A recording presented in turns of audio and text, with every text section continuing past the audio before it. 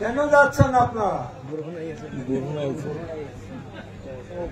মইতো কৈ আছিলো বৰষুণত নেওচি কেনেকে মানুহ আহিছে কৰিমগঞ্জ।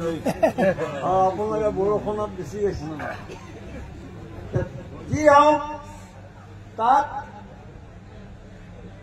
এই যে কৰিমগঞ্জত কংগ্ৰেছ প্ৰাৰ্থী হাবুং জিকিব, এইটো যেতিয়া চোৰাংচোৱাবিলাকৰ ৰিপৰ্টত থাকে নহয়, সেইটো পোৱাৰ পিছত মুখ্যমন্ত্ৰী হিমন্ত বিশ্ব শৰ্মা গোটেই কৰিমগঞ্জ ঘূৰিছে।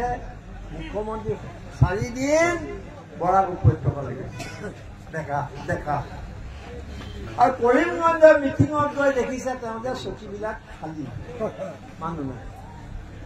এনেকে 12 বজালৈকে হাজাৰ মানুহ। তাৰপিছত পৰহি দিনা সাংঘাতিক বৰষুণ হ'ল।